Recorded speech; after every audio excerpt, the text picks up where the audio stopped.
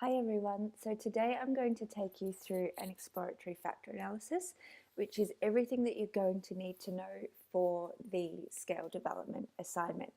So as well as going through an exploratory factor analysis, I'm also going to go through how to compute a new variable, and then how to test reliability and validity. So my aim for today is to convince at least some of you that exploratory factor analysis isn't as scary as it seems. I've never denied that I'm not particularly a stats person. Maths has always terrified me, and statistics has never been my strongest area. But I love exploratory factor analysis. The difference with exploratory factor analysis and other types of stats is that there are so many more grey areas in EFA. So it's not like with a correlation where, you've got either a significant or a non-significant correlation. So it's really black and white. Everything with EFA is a grey area. So everyone for this assignment is likely going to find a slightly different outcome because everyone's decision-making process is going to be a little bit different. And that's okay. That's exactly what we want. All we're interested in is that you can justify the decisions that you make. So in my EFA walkthrough today, I'm going to talk about all of the different decisions that you can make and how you might go about justifying some of those. So we're going to be working through some real data today, just like you'll be doing for the main assignment. So after the exploratory factor analysis, I'm going to show you how to create scale scores. This is probably something that you have learnt before, but you might not have applied those skills recently. So I'm going to show you again how to do that, and then how to check for reliability and validity. So in the exploratory factor analysis, some of the main things that we need to think about is firstly whether or not the data is suitable to be doing a factor analysis at all. So I'm going to show you the right buttons to click to get the KMO and Bartlett's test of sphericity and how to interpret those values. We're also going to make decisions about what extraction and rotation methods to use. And I'll also show you some of the different places you can look to figure out how many factors there are coming out of your factor analysis. We'll talk about what sort of factor loading cutoff you might use and some of the different criteria that you can use to make decisions. And our aim today is to find simple structure. So simple structure is the ideal outcome when we're talking about factor analysis, but we also need to remember that simple structure isn't always possible. So particularly when we're working with real life data, like this data set we're going to use today and the data set that you'll be using for your assignment, simple structure isn't always possible. So as much as we want to aim to get simple structure, we also don't want to throw out all of our items in pursuit of simple structure. Sometimes it's the case that we simply can't get simple structure, in which case you just need to explain that in your discussion section.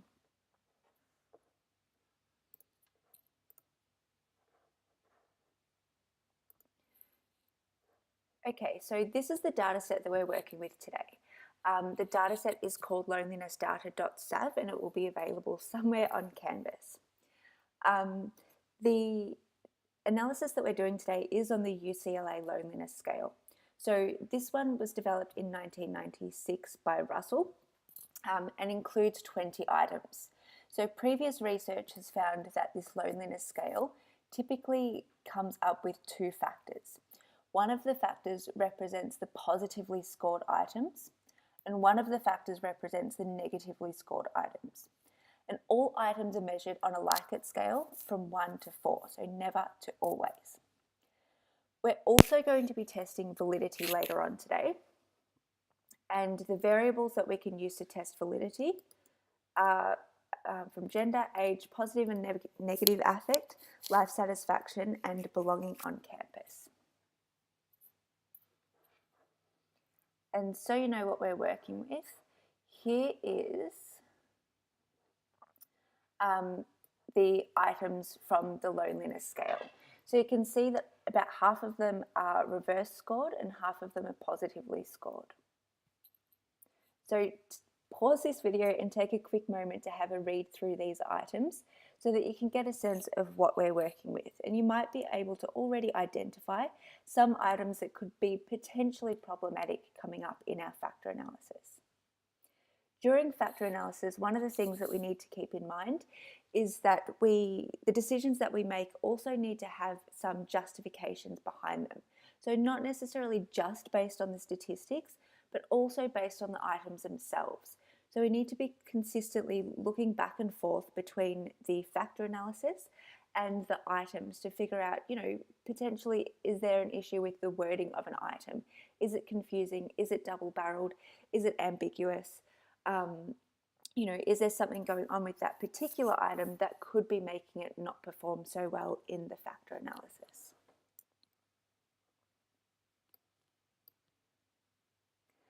All right, so here is our SPSS.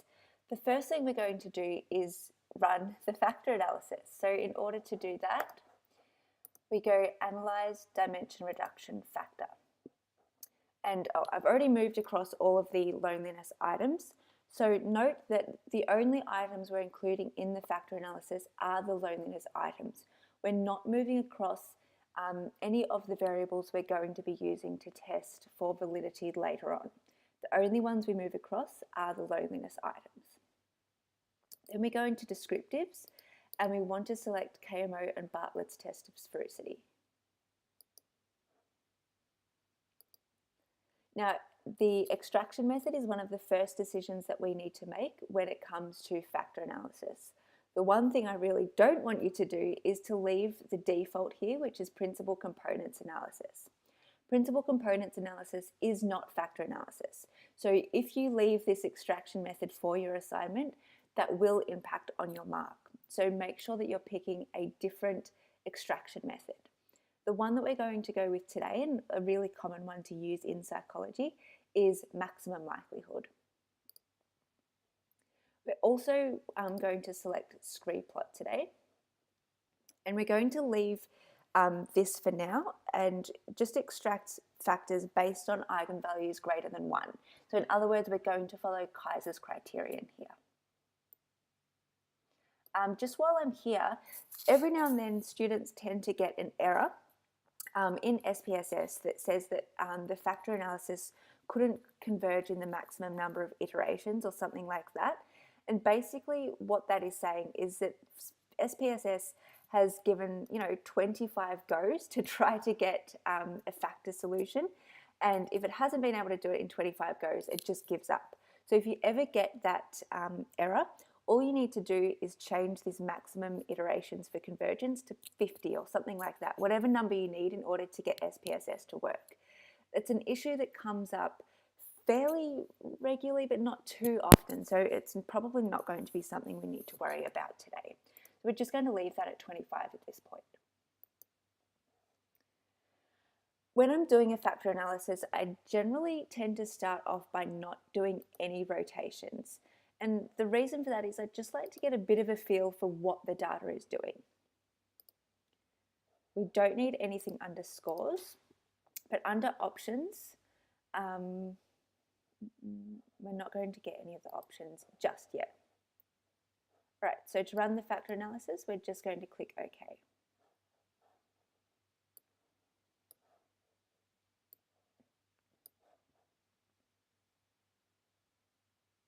It's going to take a minute. All right, so the first thing we look for is the KMO and Bartlett's test. So the KMO, we want it to be above 0.8, and the Bartlett's test of sphericity, we want it to be significant.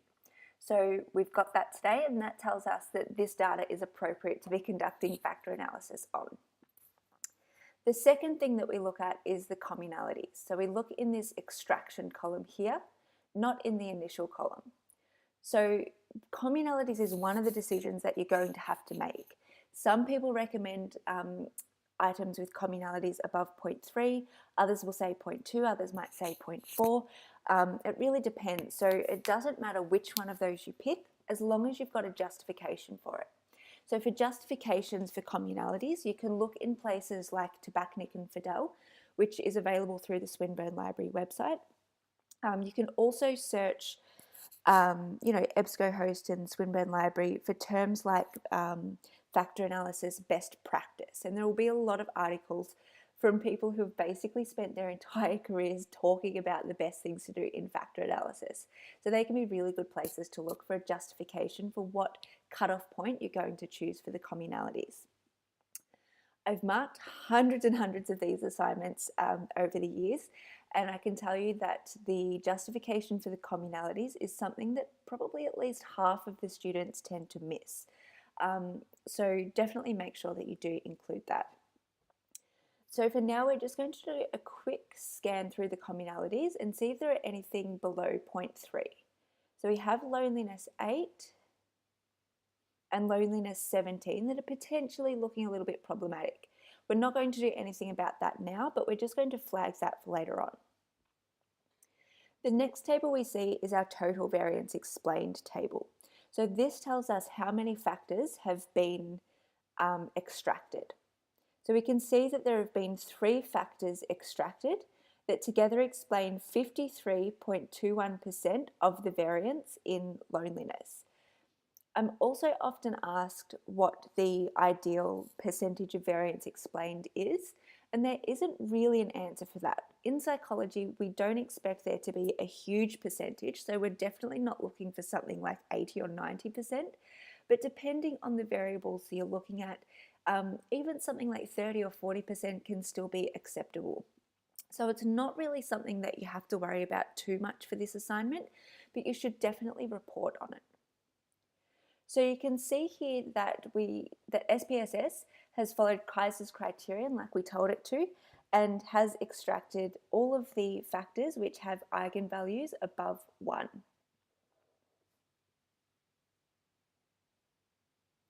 The next thing that we see is the scree plot that we requested. So the scree plot is basically a visual representation of these eigenvalues. And in order to interpret the scree plot, we basically go up to where the scree plot has its biggest elbow, or its first elbow, and we count upwards from there.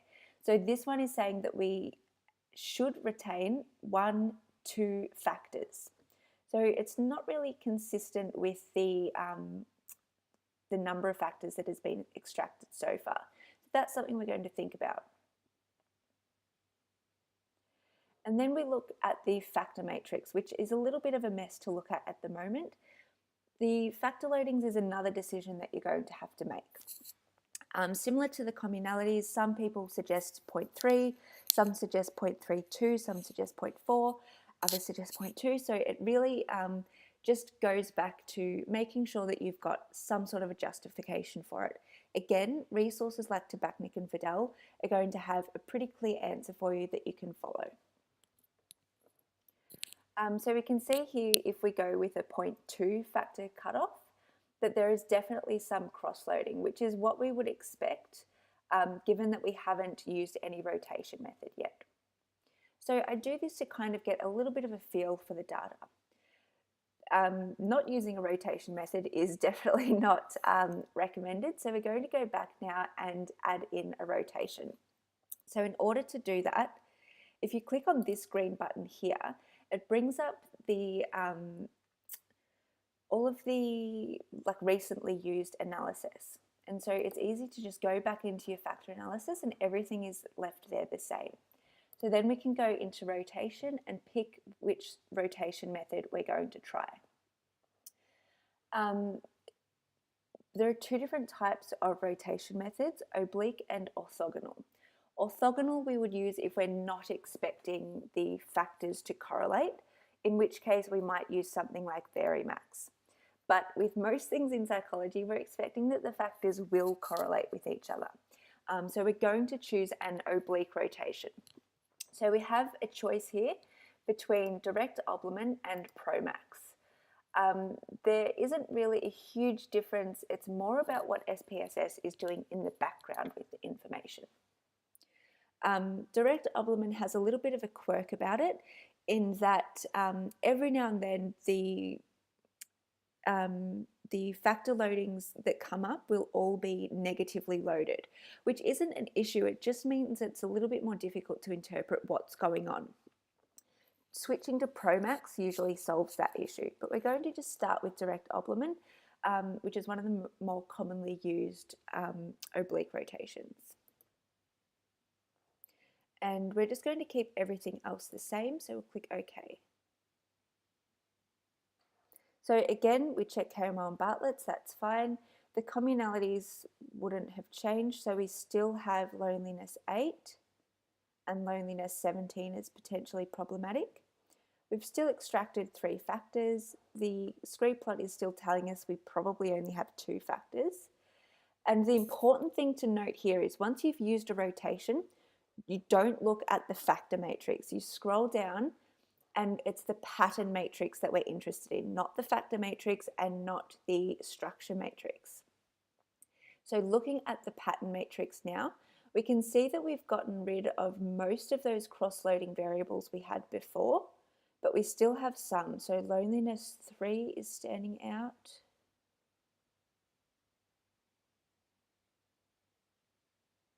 What else? Might be the only one. In order to make this really clear, another little hint that I'll show you, we're going to run the factor analysis the same way, but what we're going to do is under, where is it? Under options, we're going to select suppress small coefficients, and we're going to change this to 0.3. So what that is going to do is basically just clean up our pattern matrix. So everything else is going to look the same, but see how our pattern matrix is now not showing up all of those numbers that were less than 0.3. So it makes it really easy to see these cross-loading variables that I didn't notice before.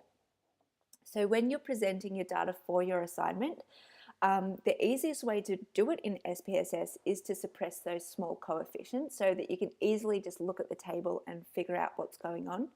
But once you're actually presenting the data in tables for your assignment, make sure you unsuppress so that you're giving the reader all of the relevant information. And then you can just bold the significant factor loadings.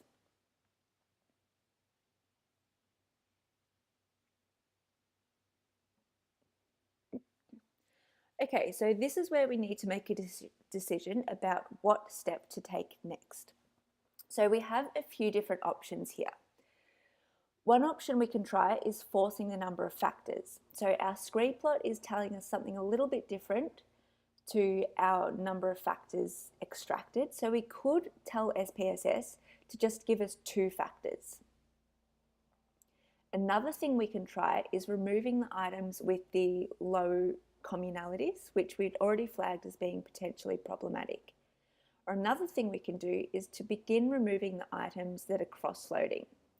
Whatever you do, I suggest that you make only one decision at a time. So if we are going to go ahead and remove items, remove only one at once.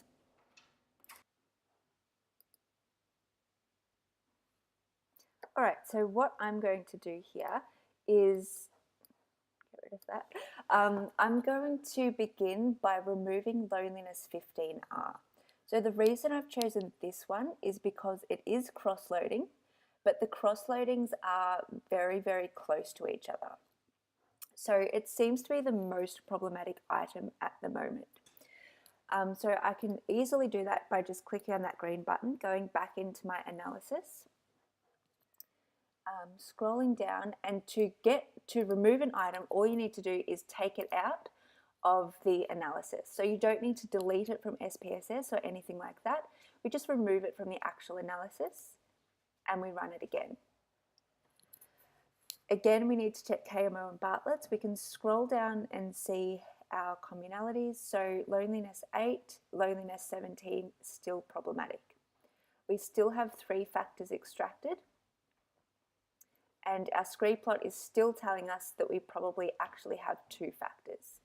We ignore the factor matrix and we go down to our pattern matrix. So removing that item has basically caused 2 other items to cross-load here. And we still have the cross-loading item with loneliness 3.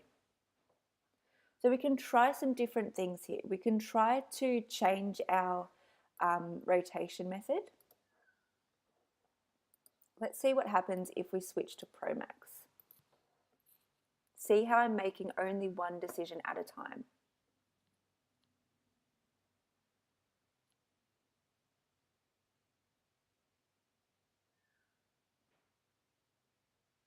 Okay, again, check KMO and Bartlett's.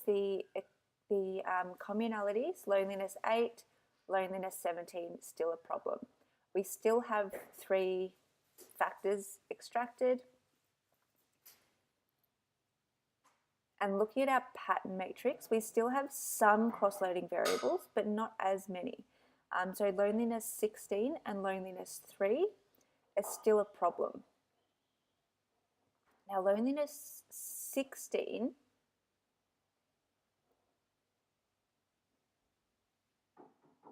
oh no, I thought it might have been one of the ones with the low communalities. All right, so what I might try here is forcing a factor. So I've got a few justifications for being able to force the number of factors extracted. Firstly, I've got our theoretical explanation. So that is that past research has found that this scale has only 2 factors. And so, it makes sense that we would also be finding 2 factors. We've also got some cross-loading variables. And not a huge number of items loading on factor 3. So 2 of the ones loading on factor 3 are actually cross-loading. So we only really have 2 items that are loading by themselves on factor 3. And it isn't enough to have 2 items loading on a factor. If we only have 2 items loading on a factor, that factor isn't stable. So we need to have at least 3 items properly loading on that factor anyway. Our scree plot is also indicating that we only have 2 factors. And we can also make an argument as well to go against Kaiser's criterion here. So the first factor has a really high eigenvalue of 8.59, and it's explaining 45% of the variance. Our second factor is the eigenvalue is 1.89, and it's explaining over almost 10% of the variance. And there's a fairly big drop between 1.8 and 1.08. So we can make the argument that even though this one did have an eigenvalue of above 0.1, there was a big enough difference between these two to suggest that it isn't actually that important. So in order to force the number of factors extracted, we go back into our factor analysis under extraction, and we want to, rather than extracting based on eigenvalues, we want to extract a fixed number of factors. So in this case, we're going to tell SPSS to extract only 2 factors. And we'll see what happens here. With factor analysis, it often takes a little bit of to and fro. So you might remove an item and find that it hits the fan and things, go way in the wrong direction. So then sometimes we need to put that item back in. Same thing with, experimenting with extraction methods, rotation methods, forcing factors. A lot of the time you'll try something, things will just get worse, so you have to take a few steps back and try something different. So it's really important to keep track of all of the decisions that you're making. So one of the easiest ways to do that is to set yourself up a little spreadsheet and to include relevant information in that spreadsheet, like how many factors were extracted, whether or not you forced factors, whether KMO and Bartlett's test were acceptable, which items had problematic communalities, all of those sorts of things. So you can sort of look back through your spreadsheet and figure out, other directions that you might need to take. And it also saves you time, so you don't have to repeat the same analyses and try the same things over and over again. Because with factor analysis, it can be quite easy to lose track of what you've already tried. All right, so getting back into this, KMO and Bartlett's is fine. We do have some problematic communalities now. So loneliness 1 is low, 8 and 9 and 17. So this maybe wasn't the best decision, but we're going to see how we go.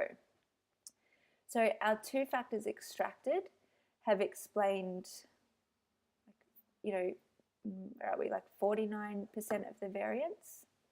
Our scree plot agrees with the two factors, and if we go down to our pattern matrix, we're looking pretty good here. So we don't have any cross-loading variables anymore.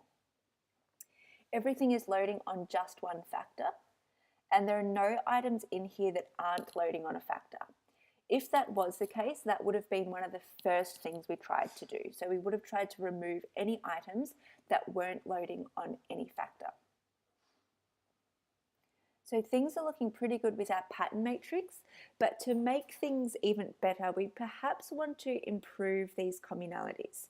So we can try to remove items with the lowest communality, which in this case would be loneliness 17. Loneliness 17 has consistently come up with this low communality, so that probably helps us to justify that decision. We can also look at what loneliness 17 actually is, and this is an even stronger justification and the sort of thing that you'll want to include in your assignment.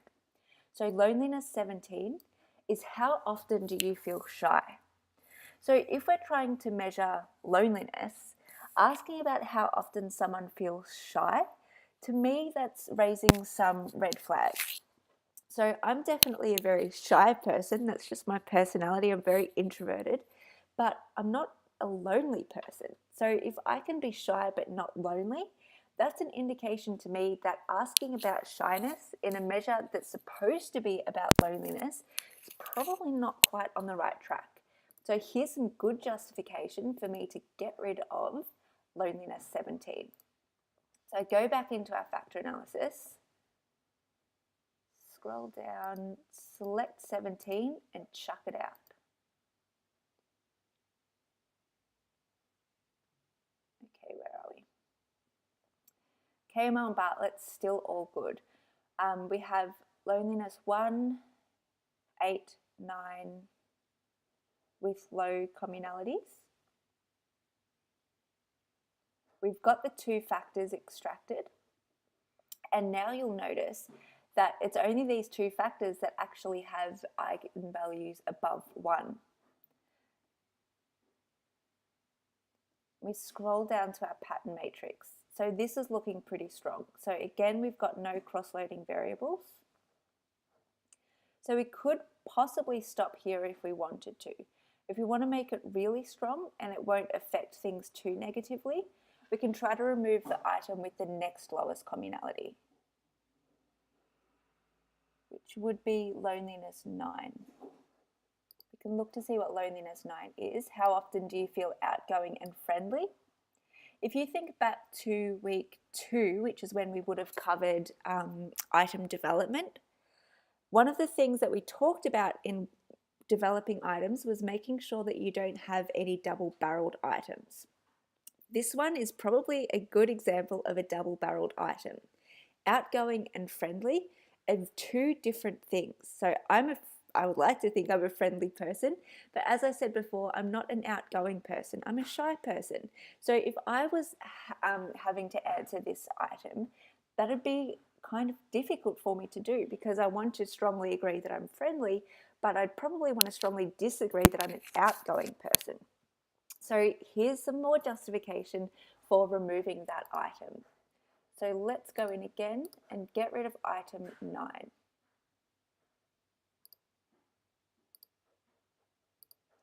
Chuck it out and let's see what happens. KMO and Bartlett's still good. Loneliness 1 and loneliness 8 are the only ones with low communalities now. We still have good variance explained. Scree plot still makes sense. Looking at our pattern matrix, everything is still loading pretty well. We have more than 3 items loading on each factor, and every item is loading on at least one factor, or one factor only. And you can see here, just to point this out, note how it says rotation converged in 3 iterations. So this is what I was talking about before with sometimes needing to increase that number of iterations. We could probably stop here if we wanted to, or we can keep going and see if we can get this scale even stronger. So we might try to remove loneliness 1, which is how often do you feel that you are in tune with the people around you? One of the things with developing items that I notice quite a lot with students is that they use these kind of colloquialisms that they put in these inverted commas, which in most cases is fine. Like, I understand what this item is asking, but a lot of the time, if you're feeling the need to put something in inverted commas, it's probably an indication that perhaps not everyone is going to understand exactly what that question is asking, particularly people who might be a little bit younger or who might not have English as their first language, for example. So anytime you feel the need to put something in inverted commas, even in your assignment, is usually an indication that you might want to actually use some different words. So it could be the case that that's an issue with this item. Often it's the part that's in inverted commas that can date really quickly as well, because language is something that changes so fast. So that might be the issue with this item. Oops. Sorry. So we can try to get rid of that one too.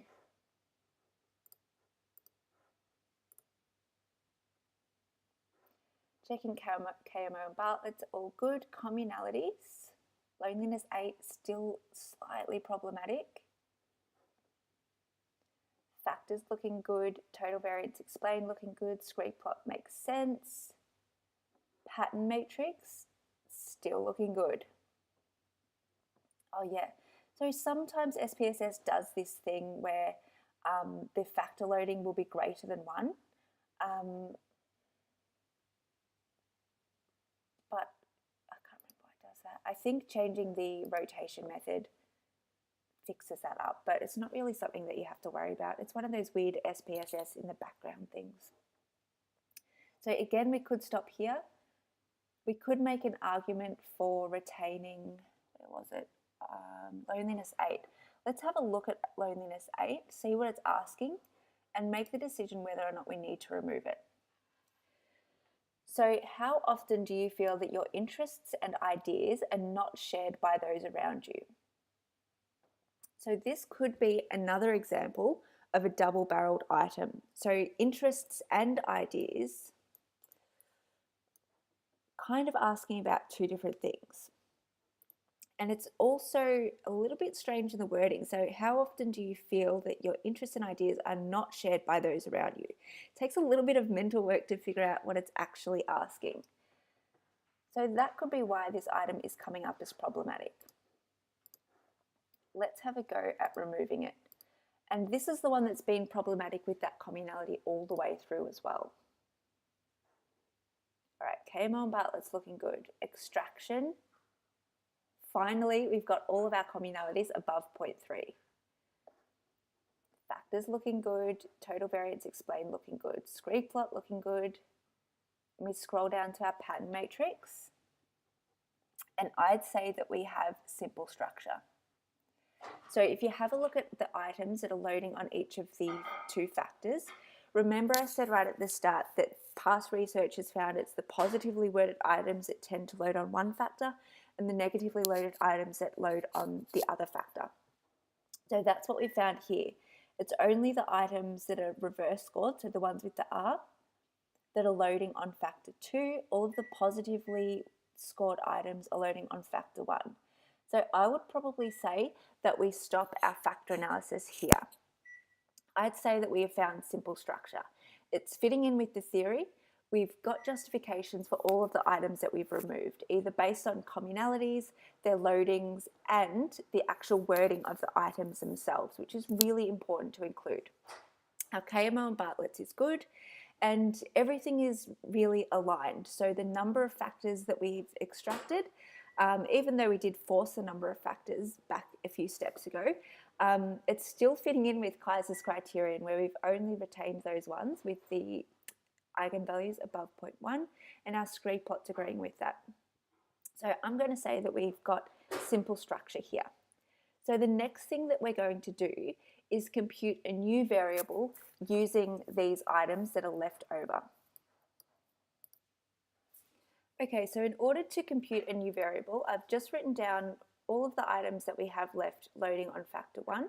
So 2, 3, 4, 7, 11, 12, 13, 14, and 18, and all of the ones that we have left loading on factor 2. So 5, 6, 10, 16, 19, and 20. So in order to compute new variables, we're going to go into transform and compute variable. The first thing we're going to do is give this new variable a name. So because all of the ones we have loading on factor 1 are the positive, I'm just going to call this one pos. And then I'm going to move across all of the items that we have left here. Oops, no, I didn't mean to do that. So 2 plus 3, 2 plus 3 plus 4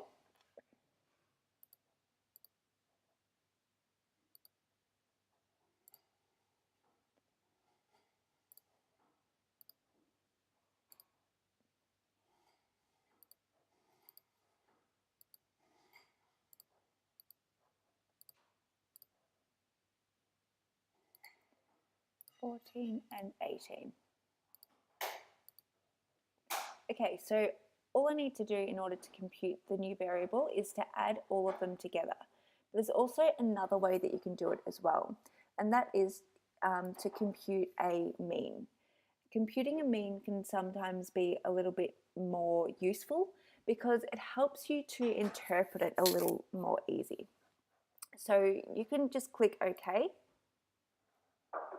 You'll get a little message down the bottom here, and then if you go into your variable view, you'll see the new variable down the bottom here.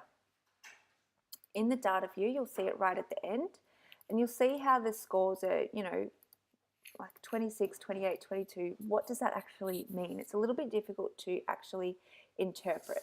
So if we go back into computing a variable, we can actually get a mean by putting brackets around it and then dividing by the number of items we've got left. 8, 9 left. Oops. Divide by 9.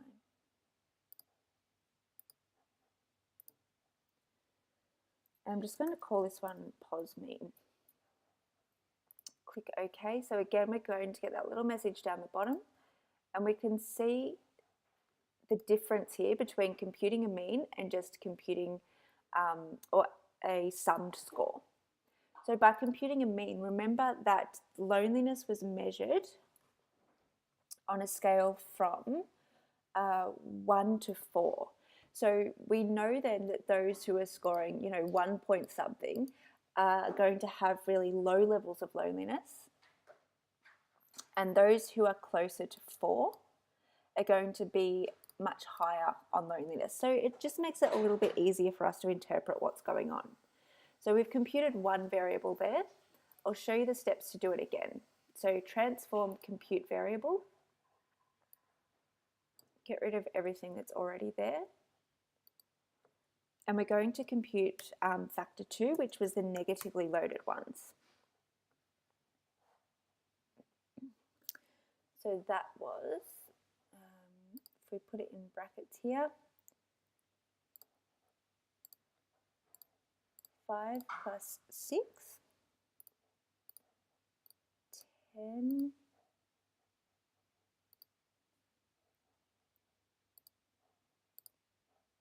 16, 19, and 20. And then click outside of the brackets, it's really important, and then we're going to divide by the number that we have left.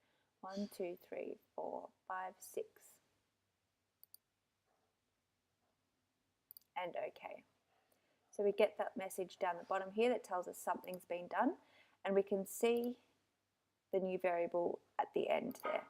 So that is how you compute a new variable after your factor analysis. And I'll show you in a little bit, but these are the variables that we're going to use in order to test validity. But before we test validity, we need to first check for reliability. Reliability is a necessary but not sufficient component of validity. So it makes sense to test reliability first, because if we don't have reliability, then we don't have validity. And sometimes it also might be the case that we check for reliability, and then based on those findings, we might want to go back and alter our factor analysis a little bit. For the purpose of this assignment, you can do that if you want to, but I would generally suggest not doing that, because you might find yourself in a little bit of an endless loop of just trying to perfect something that is just going to take you too much time. So it can be a better idea to actually have some non-ideal reliability results, and that just means that you have to address that in the discussion section. So in order to test the reliability, we're going to go into Analyze, Scale, Reliability Analysis. And we're going to move across the items that we have left under Factor 1, which was 2, 3, 4, 7, 11, 12, 13, 14, and 18. So we're just looking at Factor 1 at the moment. Under Statistics, we want descriptives for item, scale, and scale if item deleted.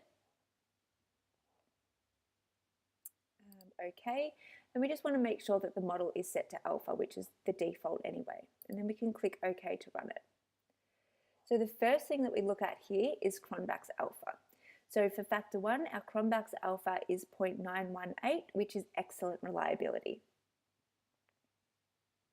Then we look down at our item total statistics table. So we first look at our corrected item total correlation. So we want these to be above 0.4. And all of these are. Then we look at our Cronbach's alpha if item deleted column. And we want all of these to be below what our actual Cronbach's alpha is. So in this case, we want all of these to be below 0.918. And everything is. So this is basically telling us that if we were to remove any one of these items, we would actually end up with a lower reliability. So far I can say that we have excellent reliability for our positive factor. Go back into our reliability analysis. Highlight all of these items by holding down Shift and clicking. Get rid of them all, and we're going to test the reliability for our negatively loaded worded factor. So that's 5, 6, 10,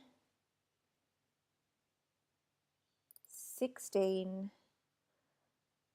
19, and 20, and everything else has stayed the same. So then we can just click OK. And our reliability is still excellent. So it's 0.886, which is really good. We check our corrected item total correlations, which should all be above 0.4, and they are. And then we check our Cronbach's alpha if item deleted. So we want all of these to be below 0.886, and they are. So again, we've found an excellent reliability for this subscale. And it's also useful as well to check the reliability of the overall scale, particularly, well, in the case that you have a multidimensional measure, it's useful to know the overall reliability as well. So what we're going to do is leave these items in, and we're going to add back in the positively worded items from before. So 2, 3, 4, 7, 11, 12, 13, 14, and 18. So because a lot of the time with multidimensional scales, each of the factors are measuring slightly different things. That's why it's multidimensional. So it's often the case that we find that our reliability actually decreases a little bit when we're looking at the overall scale. But if you've got a good explanation for why that's the case, then it's not really a problem, but it's still really useful to report it because future researchers might want to use the scale in that way. because these are all testing all testing loneliness, we wouldn't really expect that to occur in this case. And so we've found a Cronbach's alpha of 0.933, excellent. Our corrected item total correlations are all above 0.4, and all of these are below 0.933. So we found an excellent reliability for our subscales and our overall scale. If for the assignment, the scale that you've developed is multidimensional, I do really recommend that you report the reliabilities for this at the subscale level and the overall scale level. And if not including them all in a table somewhere, at least reporting that the corrected item total correlations and the Cronbach's alpha of item deleted were acceptable at both the subscale and overall scale level. All right, so the next step, now that we have found that we've figured out what our factors are and we found that our factors are reliable, the next step is to test for validity. So going back to previous literature suggests that increased loneliness is associated with reduced well-being. So we're going to have the hypothesis that those students who are lonely are also going to have a reduced sense of belonging on campus. So that's going to be our convergent validity hypothesis, or our concurrent validity hypothesis, sorry. For convergent validity, we're going to hypothesize that our loneliness scale will be correlated with lower scores on life satisfaction, positive affect and belonging on campus, and will be correlated with higher scores on negative affect. For discriminant validity, we're going to hypothesize that there will be no significant correlation between the new scale, or the revised scale, and age and gender. So in this sample of university students, we're expecting that people of any particular age group will not be more or less likely to be lonely than other age groups, and that there'll be no difference between males and females. So the good news is, with validity, the difficult part of validity is understanding the concept behind validity. Once you actually figure out, what convergent is, what discriminant is, it's so simple to test. The only way that you need to test validity is using correlations, which you've done a million times before. So in order to do that, we're going to go analyze, correlate, bivariate. We're not going to move across our items. We've already done a factor analysis, so we don't need these items anymore. We're going to move across our new variables, which was pos mean and neg mean. And then we're going to move across our variables that we have for validity. So from gender down to belonging on campus, hold down shift and select them all, and then move them across. And then we can click OK to run. So we're going to get a big old correlations table here. So, so in order to test the validity, we're just going to look at the correlations between our positive and our negative and our validity measures. So remember, for discriminant validity, we're expecting no correlations between loneliness and gender. So here we've found no significant correlation between positively worded items and gender, but we have found a significant but extremely weak correlation between the negatively worded items and gender. We've not quite found a significant correlation there with age, and a non-significant correlation with age and the negative factor as well. We expect there will be significant correlations between loneliness and positive affect, and we expect that will be negative, and loneliness and negative affect. We've also found significant correlations between loneliness and life satisfaction. So people who have greater levels of loneliness have lower levels of life satisfaction. And finally, we've also found significant correlations between loneliness and belonging on campus. So those with greater levels of loneliness have a reduced sense of belonging on campus. So in your assignment, you will need to also consider the strength of these correlations. So these correlations are relatively weak. So you might need to, it's not an issue, you can still say probably that your hypothesis was supported, but in the discussion section, you might like to consider why those correlations might have been a little more weak. These are all moderate correlations, so there's no real issue there.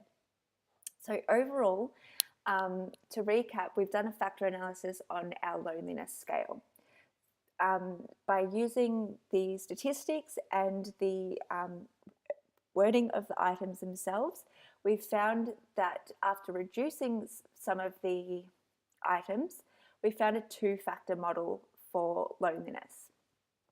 One factor has the positively worded items and one factor has the negatively worded items.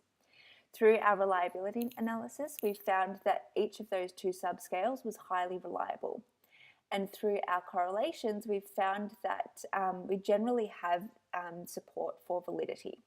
So we have some discriminant validity support here, though not 100%, and we have support for convergent and concurrent validity. So this is all something that you'll talk about in the discussion section. Any results that you find that don't support your hypotheses, remember, aren't an issue. So as long as you've justified your hypotheses in the introduction section, if you find that they are not supported through the results, all you'll need to do is explain in the discussion section why that might have been the case. Particularly when we're working with real data like this and like the data for your assignment, it's often the case that our hypotheses aren't going to be supported. And that's not an issue, that's still a useful finding, but it just means that it's something that you will need to talk about in your discussion section. All right, so hopefully I have at least made you feel a little bit better about running your factor analysis for your assignment. I promise you that it's really not as scary as it sounds, and once you get into it, it can actually be really fun. One of the things that I recommend is going through this loneliness data yourself and either following along with this video again, or just making your own decisions. The decisions that I made are not the decisions that you have to make. Factor analysis is kind of like a choose your own adventure book. So everyone is going to have a slightly different experience of that book because they're choosing different paths. And the same thing with factor analysis as well. Everyone is going to have a slightly different result because all of the criteria and even the order that people make decisions is going to be slightly different. So if you find that you've got a result that's different to other students that are posting on the discussion board, don't freak out. Everyone is going to have a slightly different result. And as long as you've justified your decisions, that's the main thing. That's really the thing that we're looking for in the assignment. All right, so go forth and factor analyze. And make sure that if you are feeling a little bit nervous about getting into the analysis, just firstly have a bit of a play around with the data. Just try different things, make bad decisions and see what happens. And then you can start fresh with the data again, start keeping track of your decisions. And again, just making sure that you can justify everything that you've done. Good luck, and I'm looking forward to reading your assignments. Any questions, make sure you just post on the discussion board, or if it's not appropriate for the discussion board, email your tutor, and I'll see you in the Collaborate sessions. Thank you.